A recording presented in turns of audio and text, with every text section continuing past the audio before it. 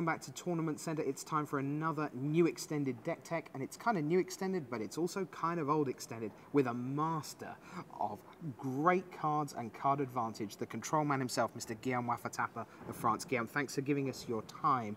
Now, let's start off. It's a Mystical Teachings deck. Let's begin with the cards that are four of. Up here at the top of the table, we've got 4 Cryptic Command, 4 Esper Charm, 4 Mana Leak, 4 Wall of Omens. What's the story with those? Well, those are the core of the deck, because they're so versatile, cheap. So I don't think we need an introduction. I mean, that's Mana Leak, Cryptic Command. Why is Wall of Omens so good?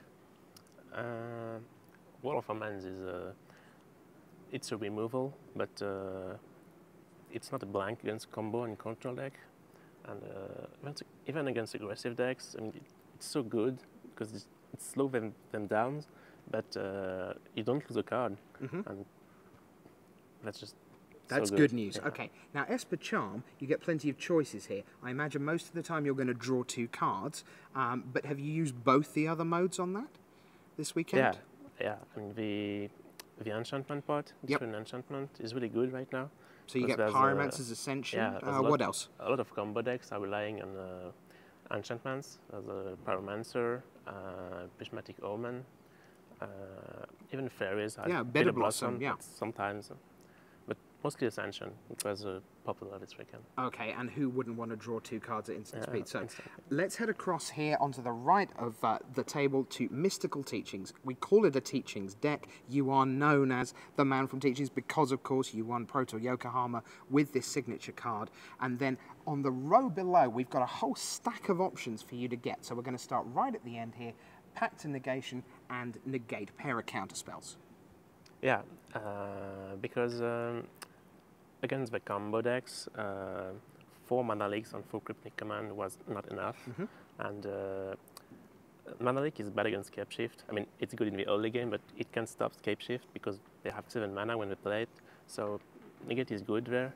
And Pact of Negation is good for, when you tap out during your turn, you can still have a counter magic backup. Sure. Now, the next 3 cards, they're all black, and of course, black known for removal. And in a sense, all 3 are removal spells, but with very different flavour to them.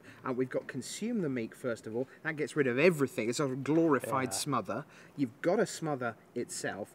And then a card that I just love in Control decks, once you've countered something, in your upkeep, split second, extirpate your Seismic Swans or whatever. Yeah, I think Consume the Meek and Extirpate is what makes Mystical Teaching so good, because you have such a good card to get against combo decks, like Extirpate, and against control decks too. And Consume the Meek is just instant Pit of Wrath of God. It's just perfect. All right. Then we get to a couple of white cards. Celestial Purge, remove target black-red, or black permanent from the game, and then Path to Exile. Now, I know you don't like giving away land, do you, with Path to Exile? I really don't. But the thing is, when you play 3 Mystical Teachings, you need to, if you have only 5 mana, it's good to have access to removal. So you go 4 for Teachings, and then you've got the 1 spare for Path to Exile.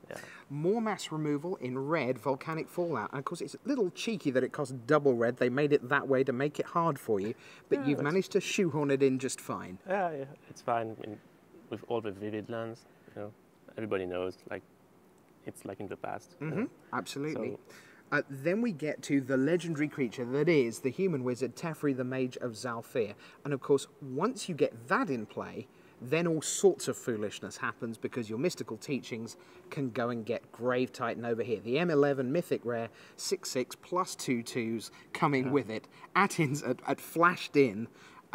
You've got to, it's one of the most powerful feelings in modern Magic, right? That's the dream, yeah. It's the dream. Flashing the Titan. Flashing the Titan. All right. Now, of course, in 5-color control, although technically this is 4-color because you have no green, one of the signature cards, here it is, Cruel Ultimatum. You all know this. It's one of those iconic mana costs, 2 blue, 3 black, 2 red. We all know what it does. We all know what it costs. And do you feel like the game's won the first time you cast Cruel Ultimatum against most decks? Do you feel, yeah, I've reached the point, and this is the indication that actually I'm winning and you're busy losing? Yeah, obviously. So sometimes when you're really behind against aggressive decks, since it doesn't affect the board so much, so but usually it buys low at least a turn. And that's usually enough, because you draw 3 cards too, so then you have plenty of stuff to... All right, now the final part, and what Frank Carsten would certainly say is the most important part of any deck, is the mana. Along the bottom row here, we have a stack of beautiful lands, and you've really gone to town with your actual deck. They're all foil, utterly beautiful. My question for you is this. Every deck, pretty much in this format, has the opportunity to run Grove of the Burn Willows and Punishing Fire. Why aren't you? I had the opportunity to, and at first we had it. Right. But the thing is, because the Grove does only red and green mana, you can play Esper Charm, Grove, and Storage Lands in the same deck. Okay, so you have to make a choice somewhere in that. Somewhere. And what I didn't like about Punishing Fire is that since it only does 2 damage, you still need to dedicate more slots to removal to kill bigger stuff. So so then you end up kind of short of space in your deck, and you have just plenty of removal, and that's not what you want. Okay. So I would rather make card advantage another way. Okay, let's look at the deck as a whole. Now, be honest, you are known as one of the great control players. Is this a deck that people who are just starting out at Magic, they've played a few Friday Night Magics, they've got an account on Magic Online, they're just starting their Magic careers. Is this a deck they can just pick up and play and expect to do well with? Or is this one of those decks you go, you could probably do with a little bit of help before you start gearing into Mystical Teachings? That depends.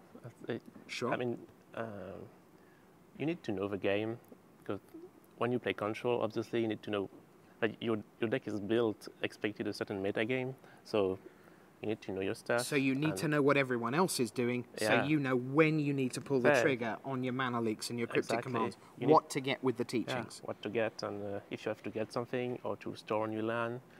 Yeah, because I love Control, but every time I see Mystical Teachings and then this row of 1, 2, 3, 4, 5, 6, 7, 8, 9, 10 different options, I think that's at least 9, that's a 90% chance of me getting the wrong thing, right?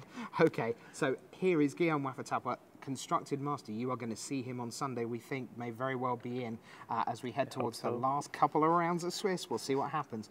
Guillaume Wafo-Tapa, thanks for joining us here on the Tournament Centre. For Guillaume Wafo-Tapa, Pro Tour Yokohama Champion 2007, I'm Rich Hagan, saying bye.